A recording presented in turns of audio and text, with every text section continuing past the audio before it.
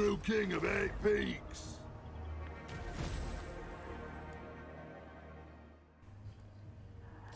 Hi, I'm Go Tiger, and welcome back to my Belegar Ironhammer campaign, where we're looking at the Hammer of Grungni mod. So in the first installment, we didn't really make that much progress, so hopefully we can speed things up a little in the second, and get to maybe the second tier of the Ancestral Renown system that Belegar has. So I'll briefly go back over the mechanics that are being introduced with the Hammer of Grungni. So there's a primary mechanic that all 4 Dwarven Lords will have access to, which is the Runic Forge. In that you can combine different runes into runewords, which can then be applied to your army, or actually all your armies, for 10 turns. There are 3 slots available for Belegar for runewords, with 2 slots for everybody else. The other lords have unique bonuses or interactions with the forge. So Grombrindal, I believe, doubles all offensive runes. Thorgrim gets to choose all runes from the same category, and Ungrim gets a bonus versus large added to every runeword that he crafts. So, a few little tweaks there for each of the different lords. Apart from the Hammer of Grungni Forge, there's also a new building chain called the Stonemasons Enclave, where you can recruit a new unit type, the Stonemasons. And the Stonemasons are a little bit unique in that they don't get improved by the red line skills of the army commander. Instead, they're only improved from building Stonemason Chapters in different Dwarven Hulds. So there are 12 Dwarven Hulds to search for and occupy, each one giving a different bonus. So for instance, Karazak Harak will give +9 morale to the Stonemasons. Zufbar will give +6 melee attack. Karak Kadrin will give +9 bonus versus large. Karak Norn will give +6 melee defense. Karak Hearn gives +20% speed, and so on. There are 2 of the 12 buildings that don't give an improvement directly to the Stonemasons, but give you a large economy boost. So that's Karak Zorn and Cracker Drak, based on the lore.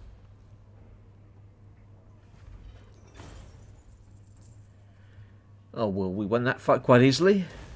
Didn't really see the need to fight that one.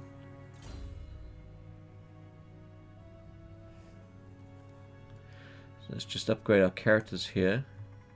Thinking that we'll move south and take the settlement down there. So where was I? Oh, the Stonemasons. Okay, so apart from that, each individual lord has their own unique mechanic.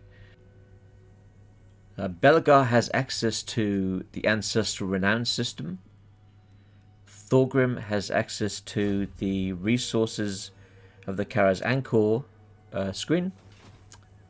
Grombrindal has Valor rewards, and Ungrim has a beast hunt, where you can look for beasts that pop up as events in the game. I think it's every 20 turns.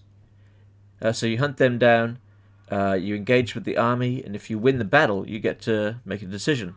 Do I want to slay the beast to gain bonuses for my slayers and my army as a whole? Or do I want to tame the beast so I can then use that beast later in my army? There are 6 beasts that you can engage with and recruit.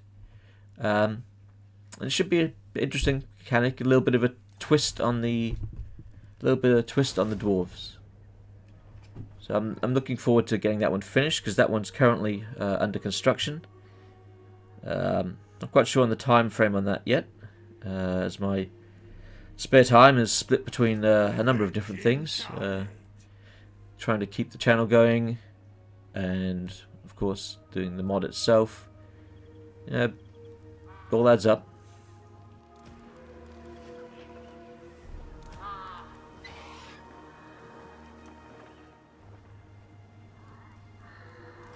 Seems that our forces took a bit of a beating in that battle that we auto-resolved, so we might have to find shelter and rest them up pretty soon.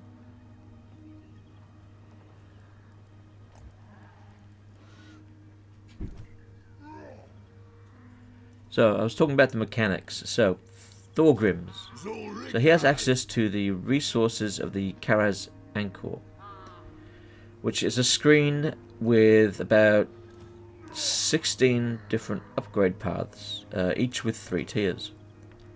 Now, to use one of the upgrade paths, or rather, to upgrade, you need to have unlocked that tier, and the tiers are unlocked by holding certain dwarven holds. So the first tier, before you can upgrade anything, you need to have built a Stonemasons enclave in Karaz-Akarak, which fortunately Thorgrim starts off owning. Then to start upgrading from the second tier, you would need to have at least one of Karaz Azul or Karaz Hern, and there's 2 other ones as well, which I can't remember off the top of my head. So, and then as you get to the third tier, there's a different group of hulls that you have to own at least one of. So the upgrades vary from bonus to specific infantry unit, to a bonus to artillery, to a bonus to your gyrocopters, and each one of them is purchased using Oath Gold. At the moment, I'm toying with the idea of also having a separate progress inside there where you unlock army ability for use in battle, a little bit like what Belegar has, where he can unlock the runes that are used in battle. I'm thinking of giving one of those to Thorgrim, just to give his mechanic a little bit more variety. If we look at Grombrindal's mechanic, then he has a thing called Valor Rewards. So in that screen, all of your upgrade options are laid out in a kind of a web, and you have to choose one upgrade, and then that will open up the upgrades around it or connected to it, and then you can choose any one of those, and then that'll open up the upgrades connected to that, and just kind of spread out through the upgrades. And as you upgrade each thing, it becomes progressively more expensive. And then Ungrim will get the Beast Hunt. So it's hopefully going to be a very interesting mechanic, very interesting mod. Hopefully the community enjoys it. I've put a lot of effort into it, an awful lot of scripting. Yeah, I mean, when it's released, if people want to, if they're curious, if they want to have a look at the scripts, there's a lot going on behind the scenes with these. Not the tidiest scripting or code that I've ever done, but it's doing its job.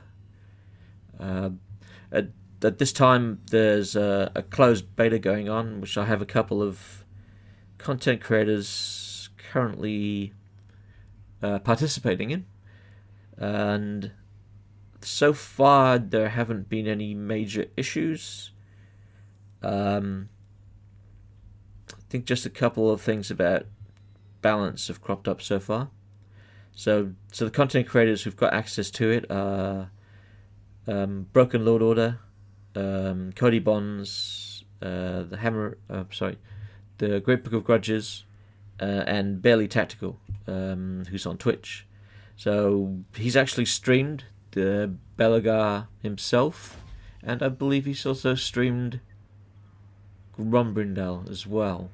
So Barely Tactical, a great streamer on Twitch. I'd suggest you check him out. It's really enjoyable hanging out in his Twitch stream. and Broken Lord Order. Very, very knowledgeable, has some great theories about the game. Small channel like myself, but really good content, really good. Definitely worth checking out.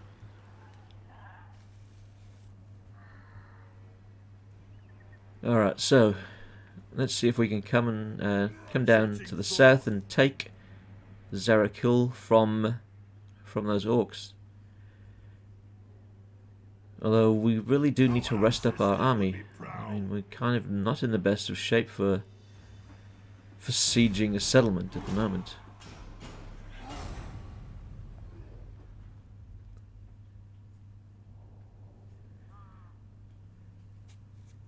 You've probably been aware that the past week or so I've been putting out speculation videos regarding... Well, at first it was regarding the pre-order for Game 3, which was quite controversial to some. Had a lot of comments about why are the Lamians included, who would want the hobgoblins, but a lot of positive comments too. But that kind of blew up for my channel, I suppose you could say. It managed to gain me 200 subs and put me well on the way to 500. And then a few days ago, I released part 1 of a speculation video on the upcoming Lord Pack, following a similar style, since it seemed to work so well. And that's pushed me up over 500 subs. So to gain 300 subs in a week, pretty much. I mean, that's nothing for the big channels, of course, but for myself, I was quite surprised. So if you're one of those people who subbed during this past week, thank you very much. It's very much appreciated, and I hope you enjoy sticking around on the channel. If you're somebody that's been subbed for a while or a lot longer, then thank you for the continued support. I hope you enjoy your continued time on the channel. And thank you for subbing early and giving me the confidence to keep going. I think I'm improving as time is going on. Becoming more confident.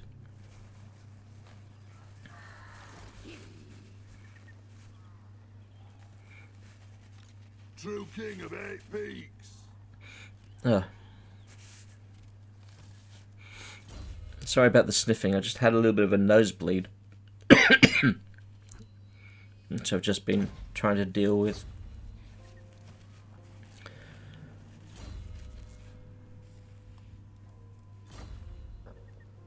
Okay, so we need to head south and take that settlement. Now, I'm recording the audio for this after well, it's been actually about 2 weeks since I recorded the footage.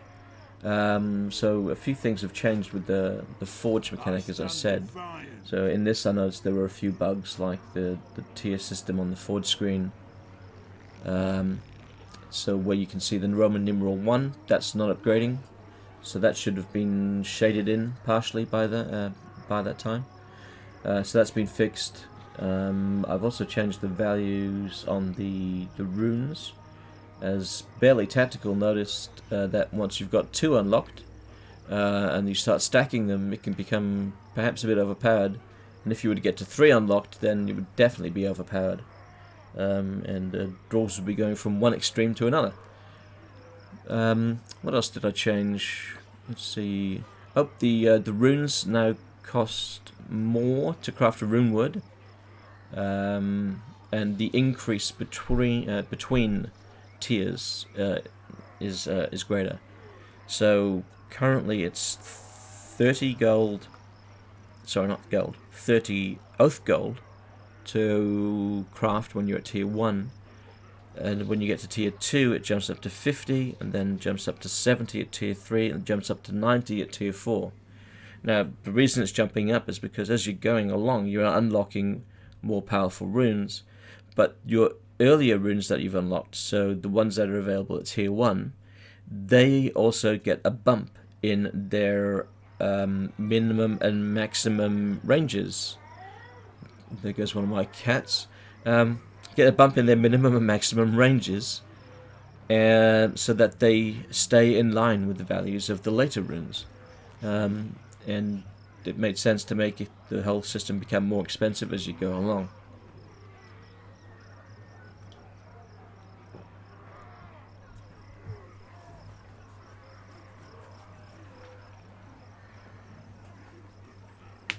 So let's just move on to the next turn, get ourselves in a position to take on that army. Maybe I should give a weapon to someone.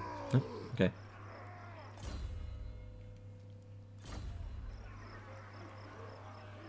So where was I? I was talking about those recent speculation videos.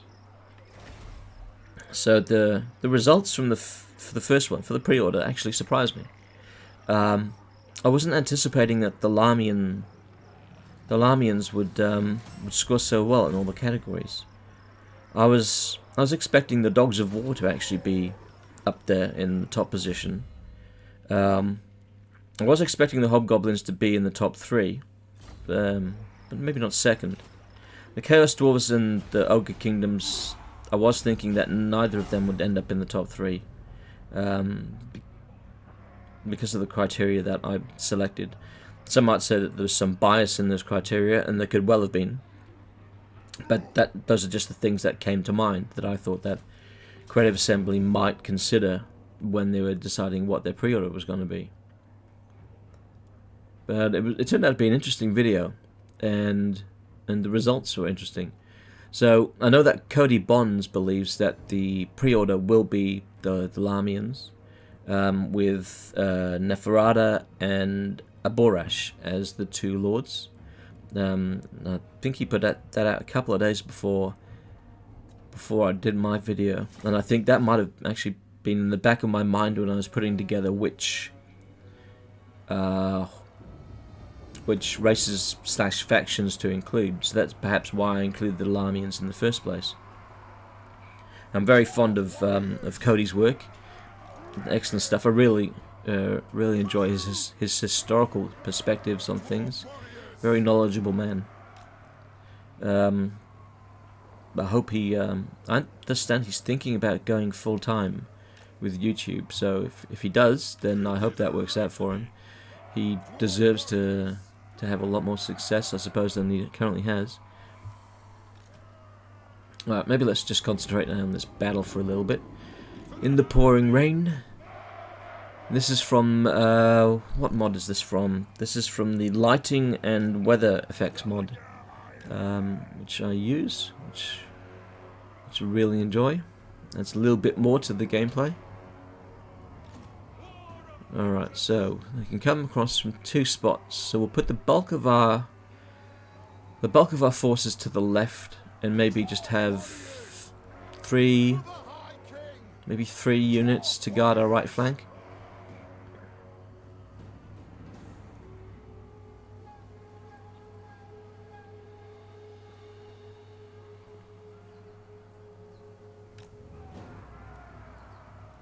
It is a reckoning for the ancestors.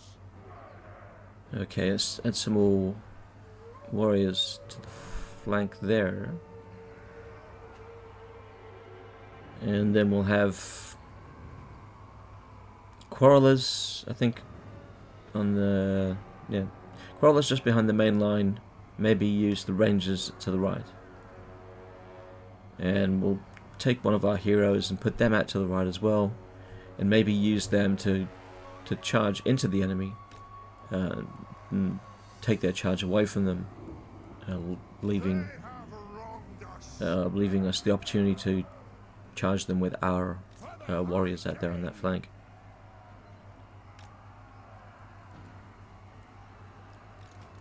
I'm wondering if in future videos I should perhaps cut out the deployment or speed up the deployment perhaps. It's not always enjoyable just watching people position their troops. Well, sometimes it can be interesting, I suppose. Vengeance! It is a reckoning! Locked and loaded!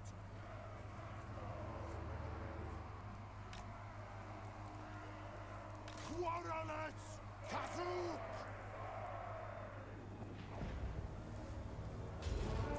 let's get this party started. Okay, so what are we facing?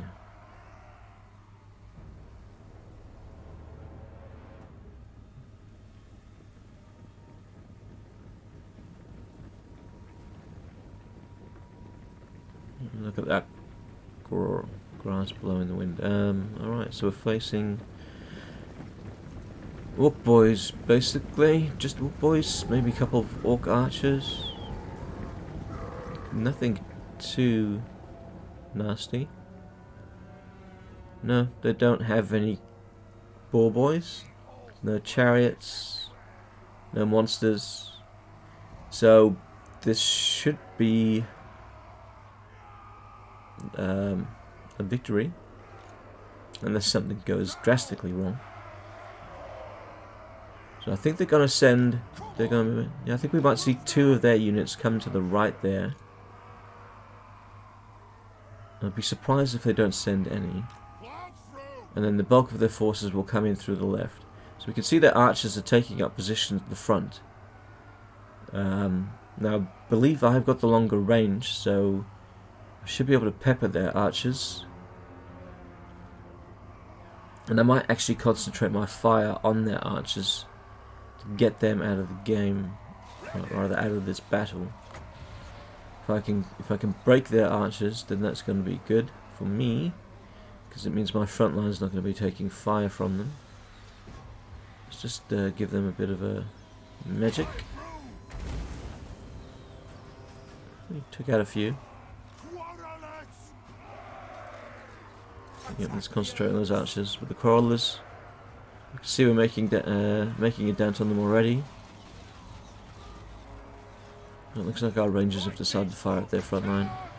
Alright, so let's pop a rune, give everybody a defensive buff, and charge our general and heroes into them.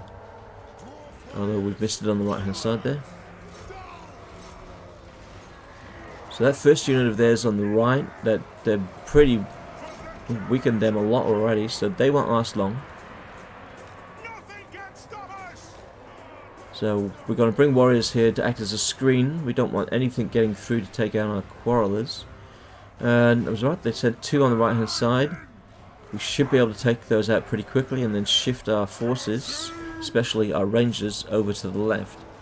As a matter of fact, I think once we've moved this unit of warriors around to the right, we can pretty much take everything over to the left.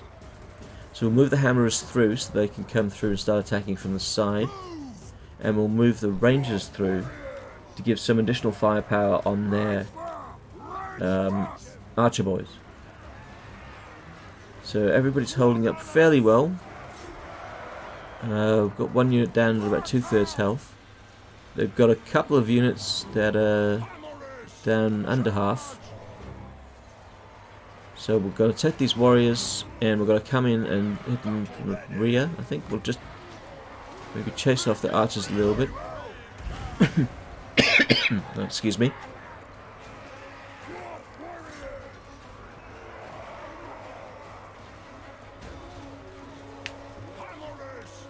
Alright, so let's bring the hammerers around. Maybe see if we can get an opportunity to flank.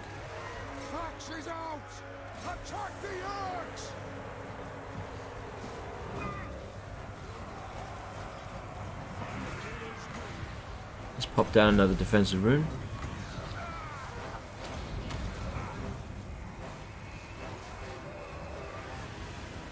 Okay, how's the battle going? Okay, so we've driven them off.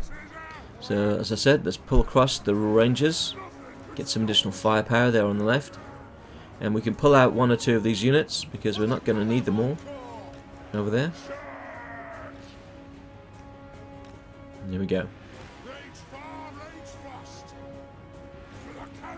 I think I mentioned this in the previous video, but one thing I think that the dwarves really need is some fast-moving unit to chase the enemy units off the battlefield when they're running. I mean, warriors, their legs just don't cut it. They're a bit too slow. I saw somebody mention in one of my comments, I think it was, for that previous video, about having a sort of scout gyrocopter, which would be very lightly armed, but would be very fast and maneuverable. It sounds like an interesting idea to have a new unit, which is just a single gyrocopter, which is purely for chasing off routing units. So it wouldn't really be able to do too much damage in combat. It might be able to harass artillery units, but even then it wouldn't really be equipped to take them on for too long. So it would be more about looking for opportunities to just keep chasing units that are running. Alright, so we've got about a third of their army, maybe almost half of their army on the run, although a good portion of those will turn around. Their lord is going toe to toe with us at the moment, so we'll see if we can get somebody across to help beat up on their lord. Oh, it looks like we've got one group of warriors there that have taken a lot of damage, running off the battlefield. Now you can see up on the far right that their units are running off, so I'm going to pull my troops up there across to the left. So we're going to try and come up behind them, and maybe, if we're lucky, box them in. Oh, well, there we go. We've hit victory already.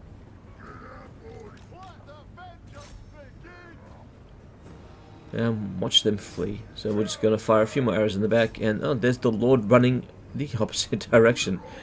Instead of running away from my line, he's running just past my line, so that's going to cost him. I don't see him surviving that much arrow fire.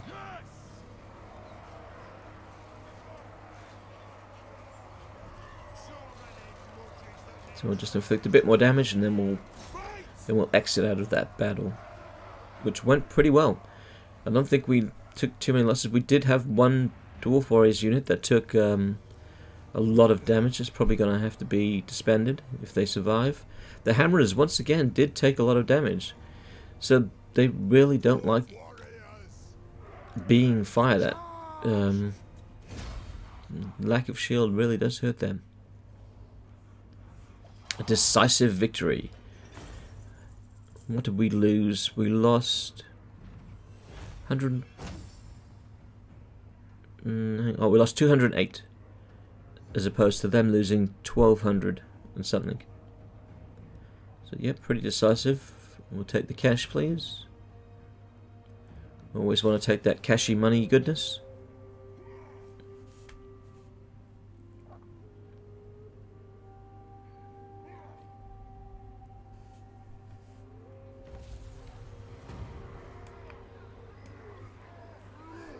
Ah, excellent. That gives us our first tier of the Ancestral Renown.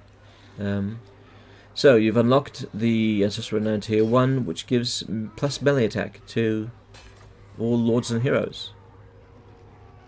Excellent.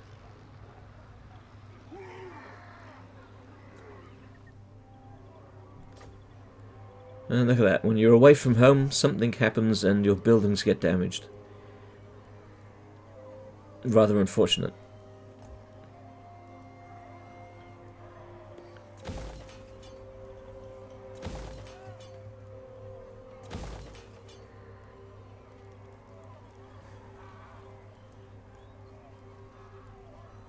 Alright, what do we want to build in this slot? Do we want some extra gold income, perhaps? Or do we want to... Do we want the grudge throws yet?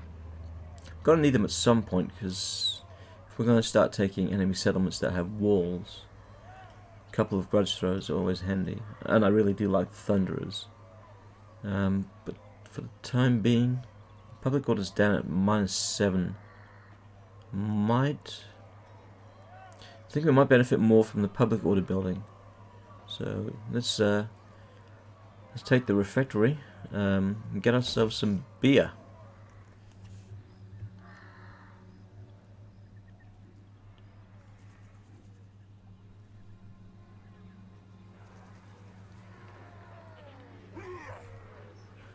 So how are they faring? We did a bit of damage. We don't really want to give them an opportunity to regenerate their health. That's what I was looking for, regenerate. We don't really want to give them an opportunity to regenerate their health, so we're probably going to want to attack again pretty quickly. Or maintain the siege, perhaps, so that they can't regenerate. But first of all, let's just choose the upgrades for our Lord and Heroes.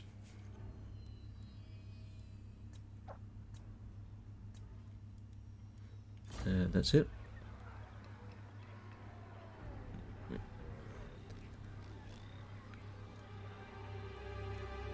So this Hammer of Grungni mod has been a long time, I suppose, in the coming.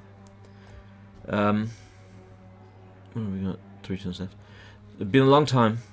I think it was back just before I released the Chieftain of the Deep Warrens and the Plagues of the Liber Bubonicus that I mentioned this mod was coming.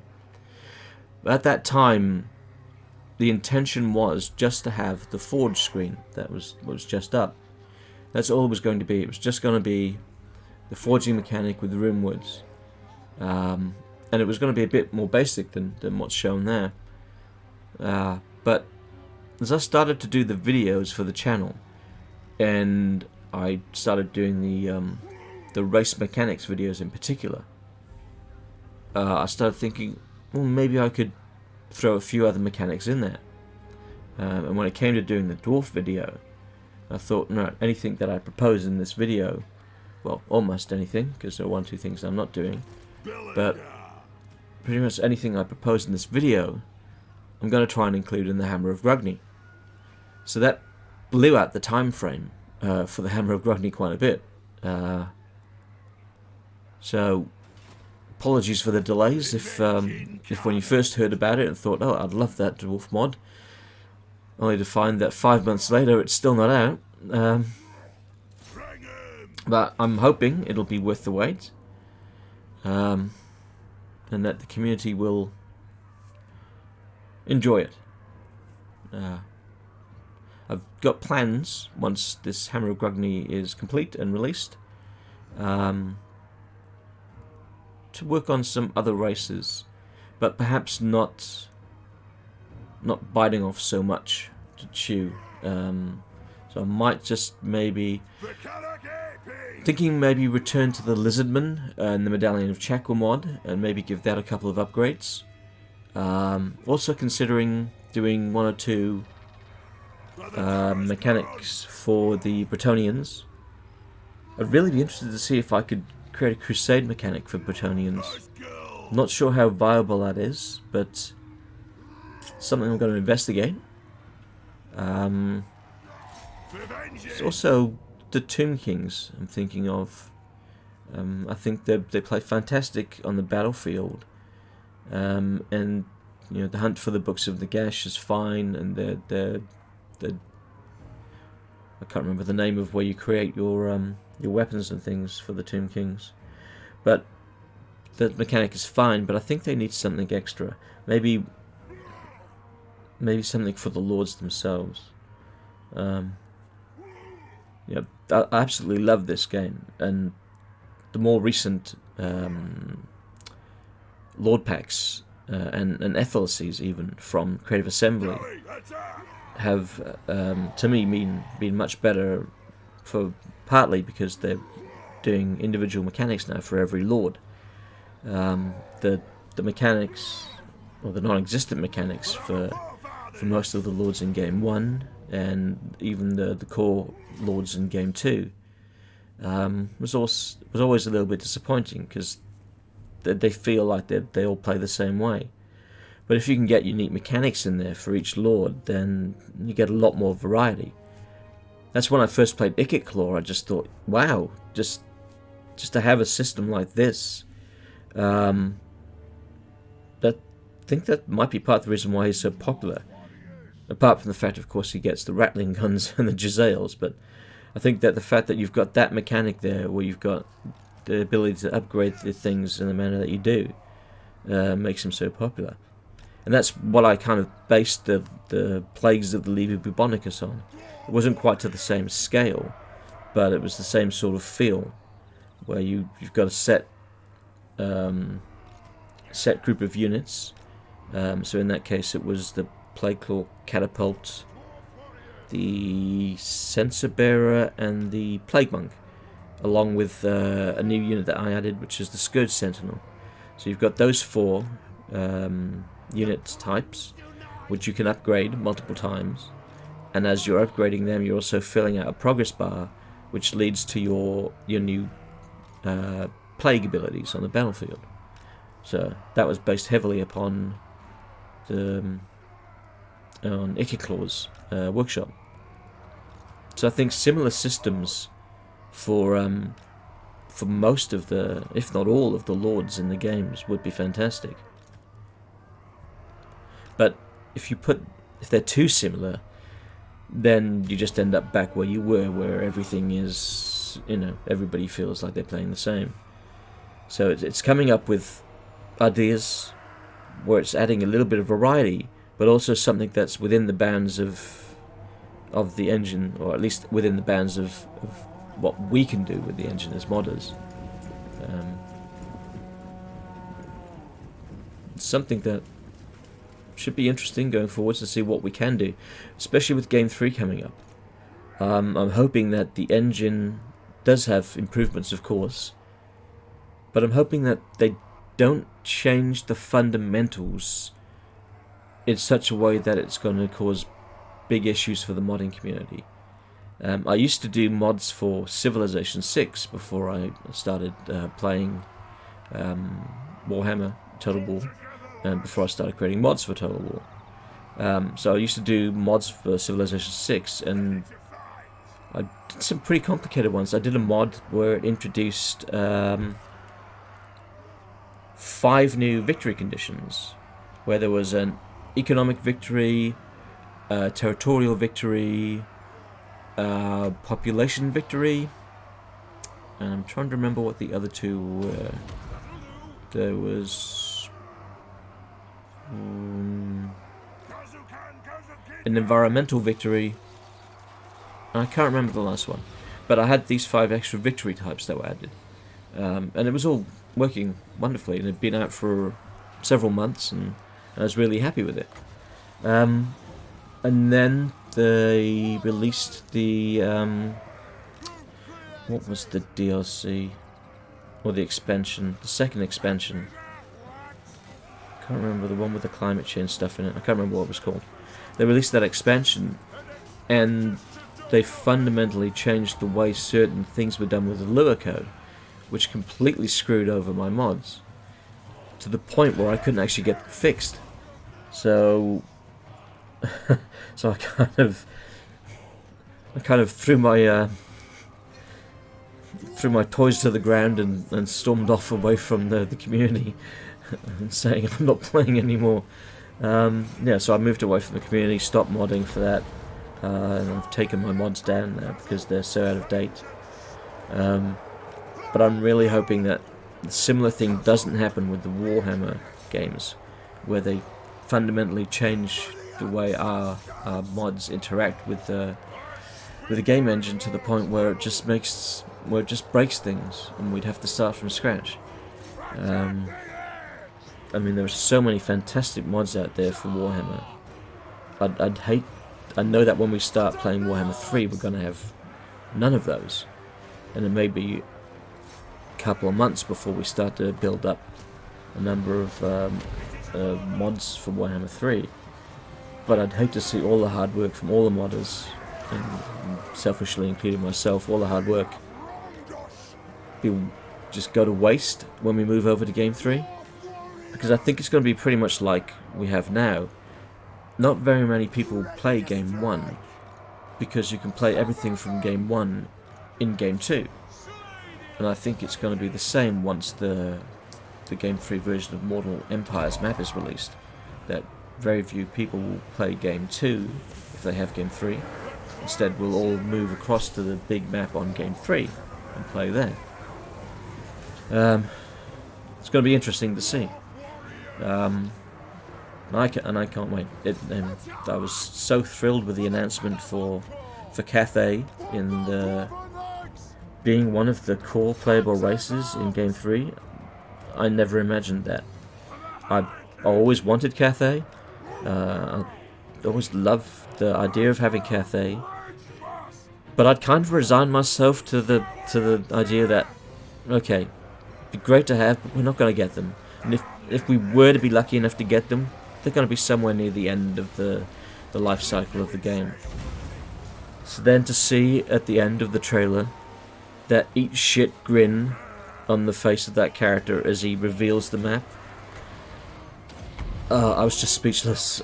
I'm getting chills thinking about it right now. But just to see that, because it opens up such immense possibilities. I don't know whether they will give us all these other races, but it's just given a new sense of optimism to the community that, oh, we might get Ind, we might get Koresh, we could see Nippon, you know, or for me, we might get the Hobgoblins. You know, there's a whole host of races that we now could see crop up. Of course, we've got to see the Chaos Dwarfs, and we've got to see the Ogre Kingdoms get done first. I don't know which one of those two we'll see off the bat first. I'd imagine it would probably be the Chaos Dwarfs, because they can draw more from what we already have, and then the Ogre Kingdoms might come a couple of months down the line after them. But yeah, it's going to be really interesting seeing what races we do get. Because if we've got those two as, assuming that they're not the pre-order, if we have those as 2 campaign packs with 4 lords each, then if the Dogs of War are not the pre-order, we might get them as a campaign pack as well. But then I'm thinking the life cycle of the Warhammer 3 could be about 5 years. So if we're lucky, we might see 4, maybe 5 campaign packs.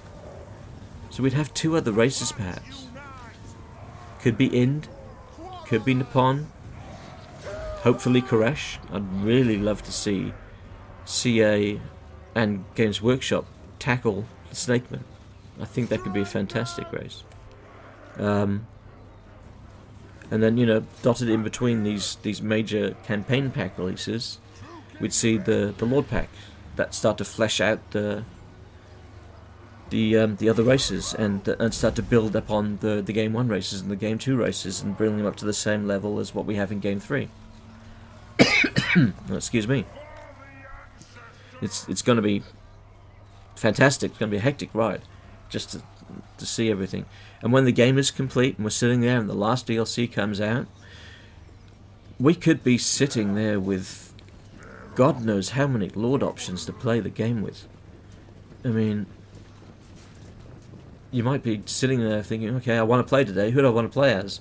You might spend 5 minutes just flicking through the Lords going, no, not him, no, maybe not today, oh, I might play that one. You might be so spoiled for choice that you end up spending 10 minutes just trying to choose. And by that time you think, oh, I won't play now. That'd be interesting. Sorry, I talked all the way through that battle. That was probably really annoying because I didn't pay any attention at all to the battle. And I just started waffling on about what we might see in Game 3.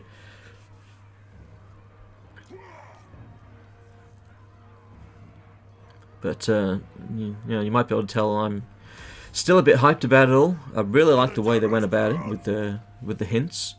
I didn't expect everything to happen so quickly.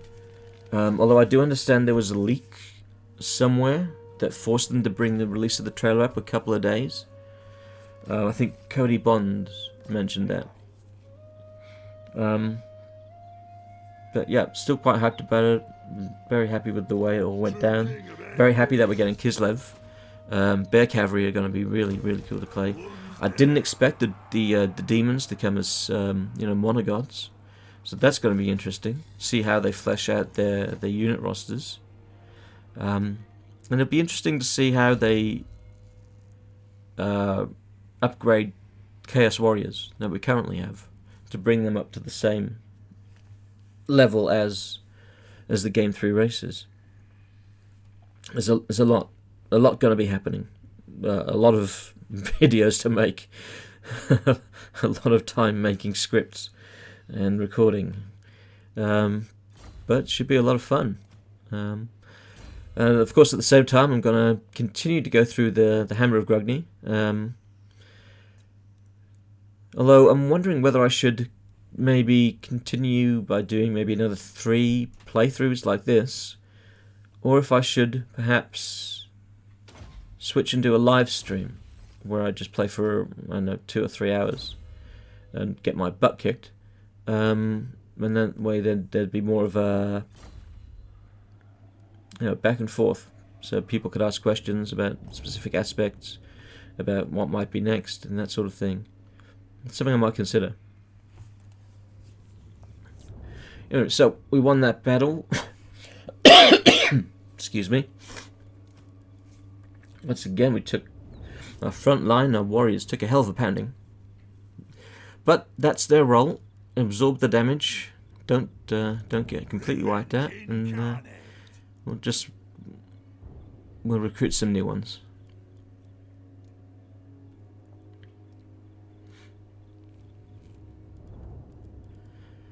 Alright, so that gives us, what have we got? 1, 2, 3 settlements.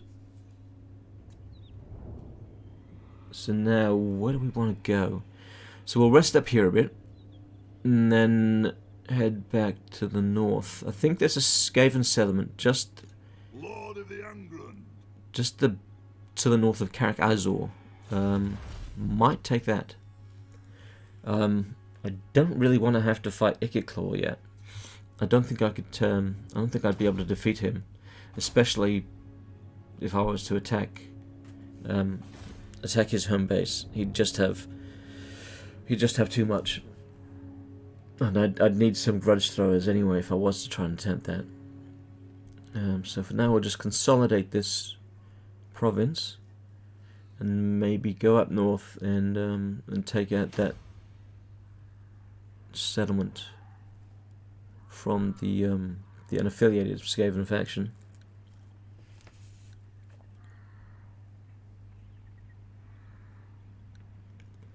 So we're just passing the 47-minute mark, so probably be wrapping up in the next 5 minutes, I imagine.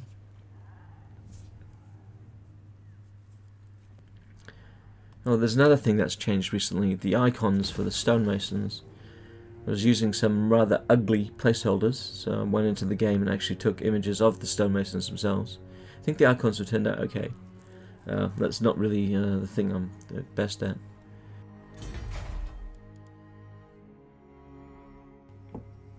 Oh, it's thirsty work talking non-stop for 40 minutes. Not something I'm used to. It's actually something that, I don't know, 10, 15 years ago, I never would have even considered doing. Yeah, was quite a shy bloke. Didn't really put myself out there.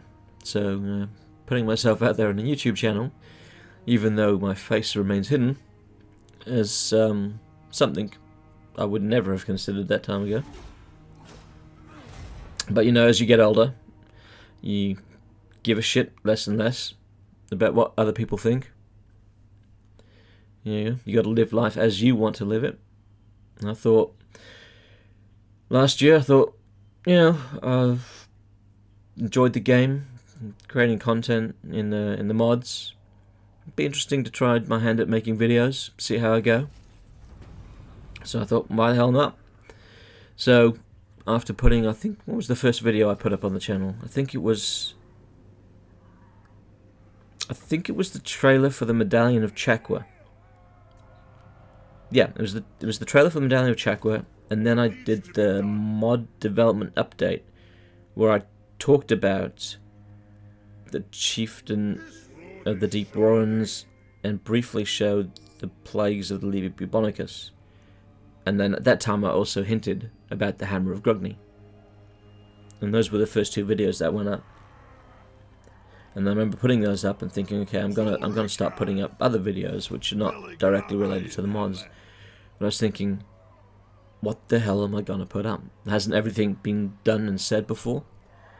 And then I thought, well, hang on, I'm making these mods, so I've got an idea about the mechanics. Maybe I'll do something on the mechanics, but also in part of talking about what's there, talk about what I would add if I were to start doing a mod for that race. And that was the start. And now I get to annoy people with my speculation and theories at least once a week.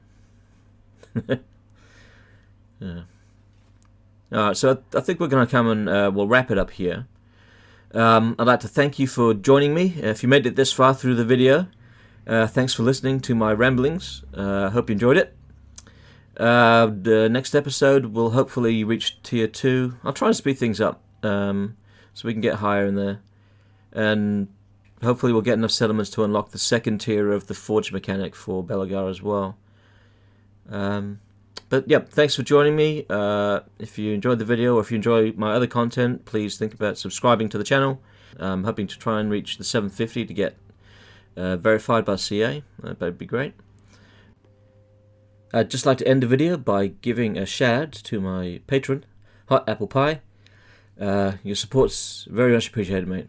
I'm Grey Tiger, and I'll see you next time.